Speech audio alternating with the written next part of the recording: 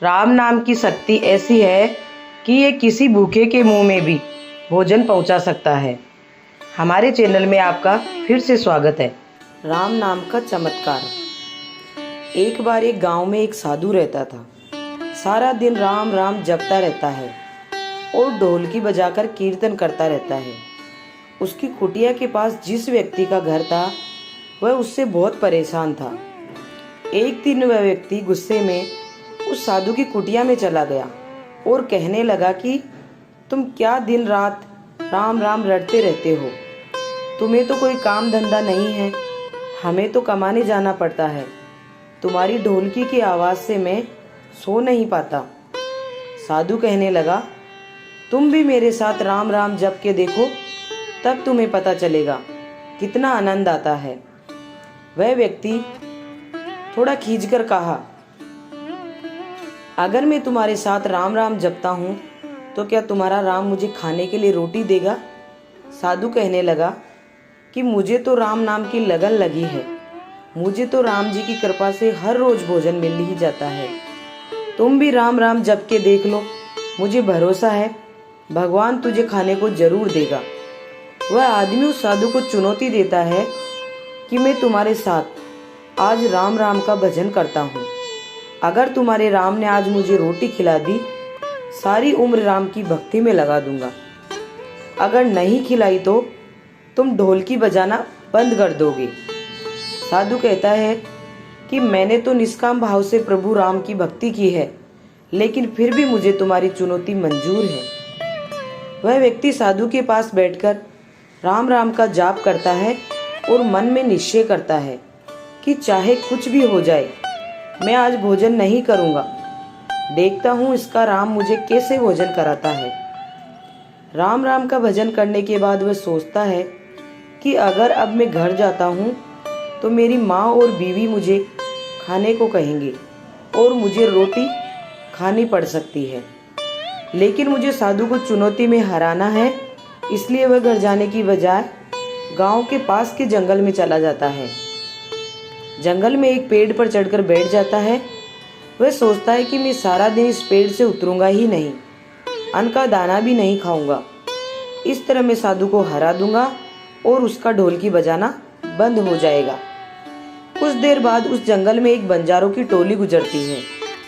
उन्हें भूख लगी होती है तो बंजारों का सरदार कहता है कि आग लगाकर यहीं खाना बना लो, अब खाना खाकर ही आगे बढ़ेंगे। खाना बनकर तैयार हो जाता है। बंजारे खाना खाने ही वाले होते हैं कि इतनी देर में बंजारों को सूचना मिलती है कि पीछे से डाकू आ रहे हैं। तो बंजारों का सरदार कहता है कि हमें यहाँ से चले जाना चाहिए, डाकू हमारा सब कुछ लूट सकते हैं। वे बंजारे खाना वहीं पर छोड़कर चले जाते हैं। वह आदमी पेड़ पर चढ़ा सब कुछ देख रहा था। कुछ समय बाद डाकू वहां पहुंच जाते हैं। भोजन को देखकर डाकू कहते हैं कि खुशबू तो बहुत अच्छी आ रही है, लेकिन ये भोजन किसने बनाया? बनाने के बाद खाया क्यों नहीं? कहीं किसी की चाल तो नहीं हमें फंसाने की? हो सकता है इस भोजन में जहर हो। उसी समय डाकुओं के सरदार की नजर उस व्यक्ति पर पड़ी। वह उसे नीचे आने का आदेश देता है। डाकू उस व्यक्ति से पूछते हैं, हमें मारने के लिए क्या भोजन तुमने बनाया है? वह बेचारा मिन्नतें करता रहता है कि मैंने ये भोजन नहीं बनाया, इसमें जहर नहीं है, ये भोजन बंजारों ने बनाया है। आपके आने की खबर सुनकर वह यहाँ से भाग गई, लेकिन डाकुओं के आगे उसकी एक नहीं चलती। डाकू उसे कहते हैं कि अब तुम्हें ये भोजन खाकर दिखाना पड़ेगा, क्योंकि हमें लगता है कि तुमने ही ये भोजन बनाया है और इसमें जहर मिलाया है। अब तुम ही सबसे पहले ये भोजन खाओगे। वह जिद पर अड़ा रहता है, मैं ये भोजन नहीं खाऊंगा, किसी कीमत पर नहीं खाऊंगा। डाकुओं का शक और गहरा हो जाता है। वे बंदूक की नोक उसके सिर पर रखकर कहते हैं, तुझे ये भोजन खाना पड़ेगा, नहीं तो गोली खानी पड़ेगी। वह व्यक्ति भोजन कर रहा है और साधु को याद करते करते आंसू उसकी आंखों से बह रहे थे। उसने कहा था कि मेरा निश्चय है कि मैं राम नाम जप लेगा तो राम तुझे भोजन भी देंगे। उसके भोजन करने के बाद डाकुओं ने उसे छोड़ दिया।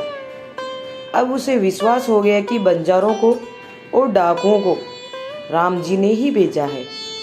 वह सीधा साधु की कुटिया में चला गया और जाकर उनके चरणों में प्रणाम किया और उन्हें सारा वृतांत सुनाया। अब उस साधु से भी ज्यादा उसे राम नाम की लगन लग गई। उसने अपना पूरा जीवन राम जी को समर्पित कर दिया। अगर आपको ये वीडियो अच्छा लगा हो तो प्लीज़ इसे लाइक करें और अपने दोस्तों के साथ शेयर करें और साथ ही हमारे चैनल को सब्सक्राइब करना ना भूलें। धन्यवाद।